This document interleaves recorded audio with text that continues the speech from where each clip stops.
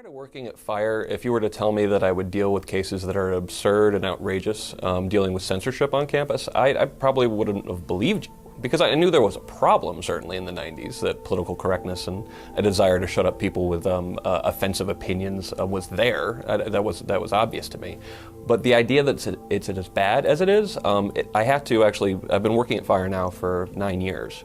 And the kind of cases that come in, the kind of things that can get you in trouble on a campus these days would be hysterical if they weren't so tragic.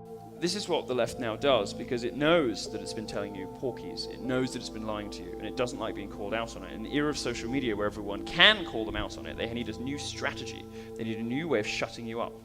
About a year ago, the United Nations suggested that we censor the entire internet. I never considered myself a feminist.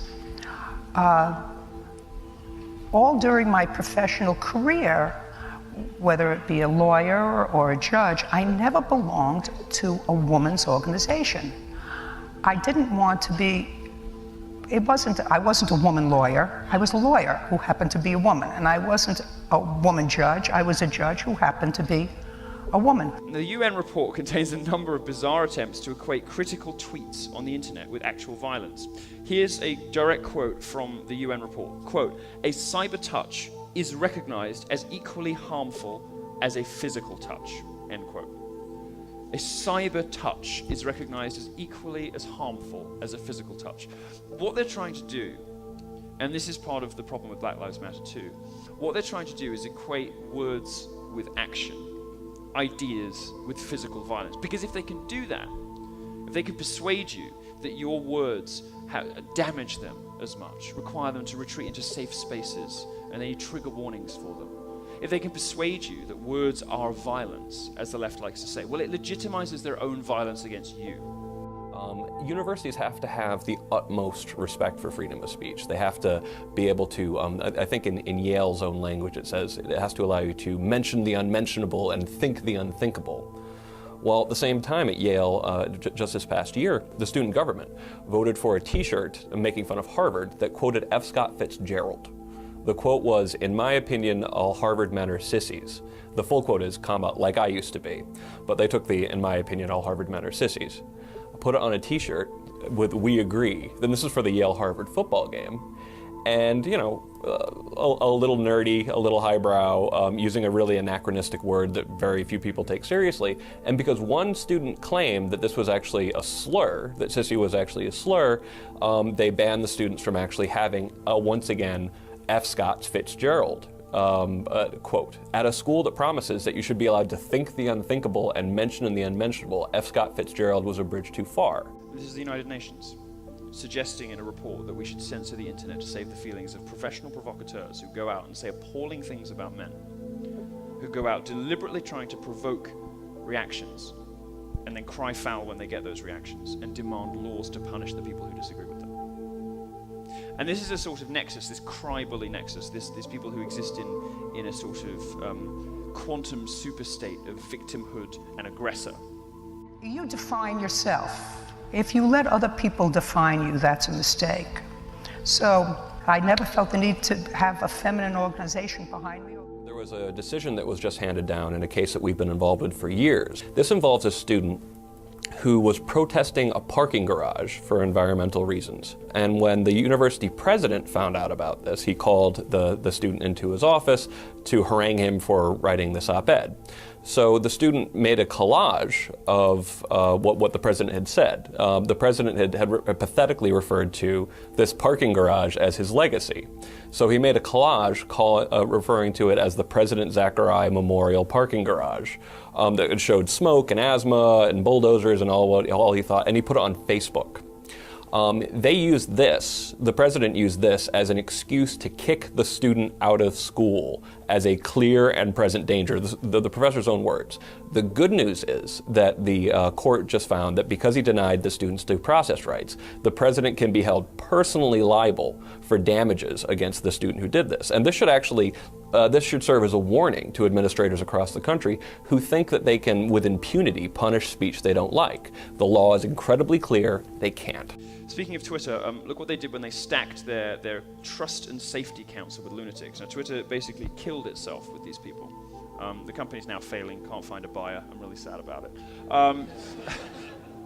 They can't find anyone to buy the company.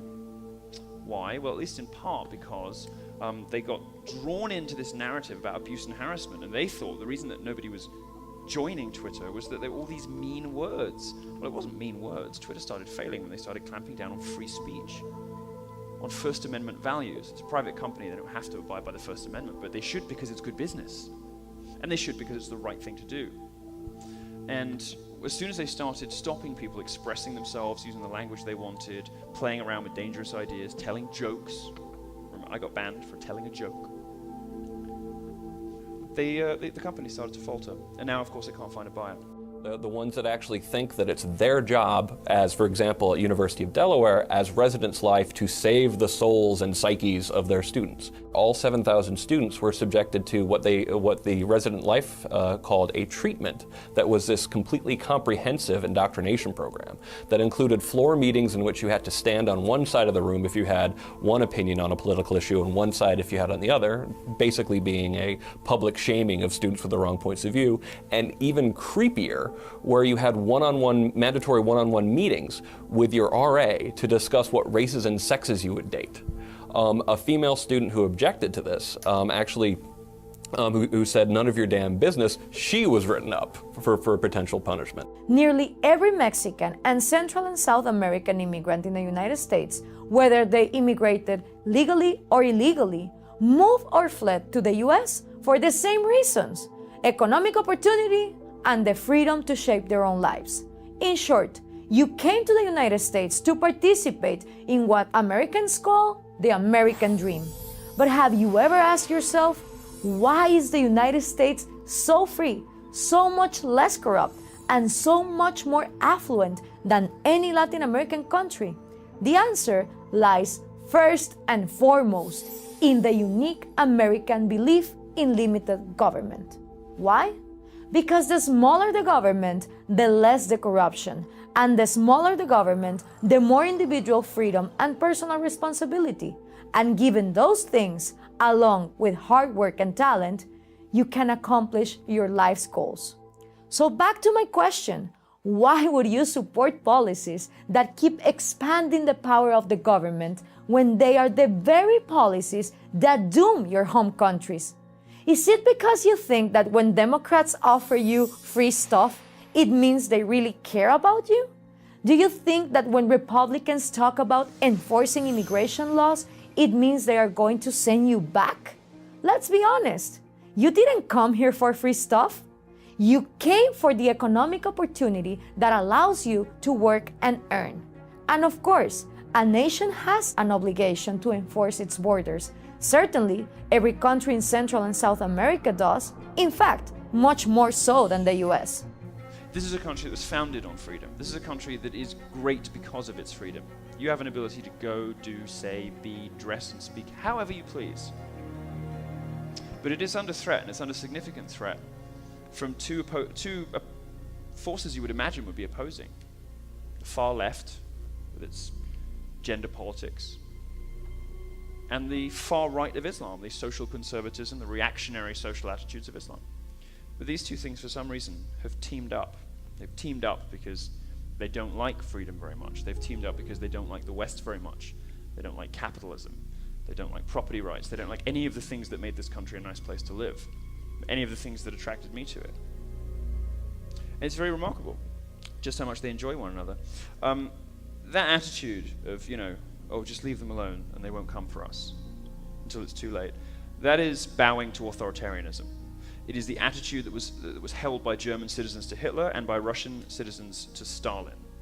What is the big picture in all this? Roughly how many schools have speech codes? How bad is it in broad terms? This is actually good news. Of the nearly 300 schools that we rate, only 71% of them have what we call red light speech codes. That's laughably unconstitutional, or would be unconstitutional at a public college. That's good news, because in previous years, the ratings all done by the same person, we'd gotten as high as 79%. All of these speech codes are somewhat perversely done in the name of education, that teaching students how to be civil and teaching students how to be respectful and tolerant.